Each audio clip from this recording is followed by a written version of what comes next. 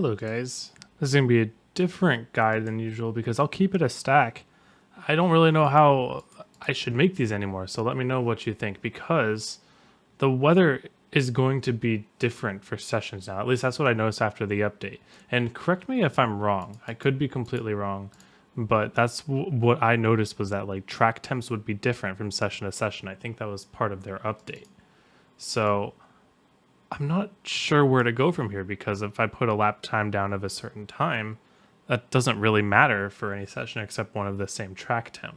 So let me know what you guys think. So what I'm doing right now is I just load up a test session, whatever the track temp is, I'll show you in a second. But see here, 14 to 1, minus 12, 60 degrees, we'll put it down to 57 here. Track temp right now is 91, so it could be hotter, could be colder. Depends on what time of day I think it is, like the literal like real life time of day. So I'm not 100% sure. And now I'm going to lower the brake bias. You can do that in the in-car adjustments. I see that question all the time. And then we'll just try to see how this track is compared to our best lap. So yeah, this is a little bit different, but what I'm going to be looking for here is there's two different lines you can go. You can go up top and you can go in the bottom. So we're going to try both, and with this track temp, either one or the other is going to be better. So first off, because it's shaded, that makes me think I want to go to the bottom. So I'm going to go down here, try to get the turn all the way down late, down here, late apex it, come back up. Same idea with 3 and 4. It's going to be a little more successful in 3 and 4 because the momentum doesn't matter as much. Okay, and now we're also going to test that with running up top. Now I have a little bit worse of a run here, but when we go up top, we have to really stay below those bumps right there. So you got to keep your lefts on the seam. Okay, so that was immediately much faster. So top of 1 and 2 for sure, and then 3 and 4, same lefts on the seam here. Get back on the gas as soon as possible. And this looks to be much faster as well. So just off of those 2 laps, people ask me, how do I choose what line to run? And it's trial and error, right? So I went to the bottom because maybe having less grip down there would be better, but it turns out that the top is just the better line. So what are the things that I'm looking for the hot lap? Again, that was a faster lap there.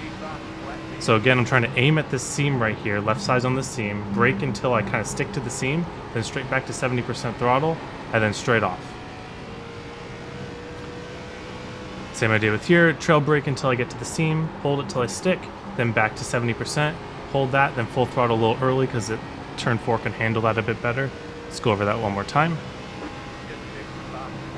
Trail brake going to the seam, stick it to the seam, back to 70% throttle, just hold it, full throttle a little bit early if the car feels stable. Does pretty well.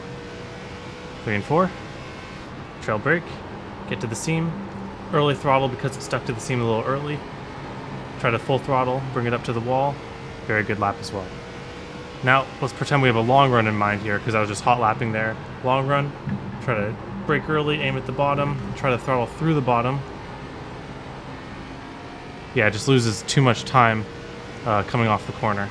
The lap itself is decent. I think that's good for long run because I'm turning my wheel less because I can straighten out the wheel earlier. But it's just I end up losing about 1/10.5 there compared to the top. But if you're more comfortable running the bottom, then honestly run that almost as good for your qualifying lap. But you can see that running this bottom lane here, more than enough to run the actual race in, and this will actually save more tire too. So now that we've kind of transitioned onto the long run part of this, I'm still commentating. I guess we're one-taking this. Just late apexing to the bottom, trying to straighten out the wheel as early as possible. That's how you're going to save tire, and you're really just going to put up good lap times. The track is really cool right now because of the session that I found myself in. So the hotter the track, the more that you're going to have to be patient with these inputs. I wish I was on a hotter track to demonstrate that to you guys, but hey, maybe that won't be the case for your race. Maybe you will be on a cool track.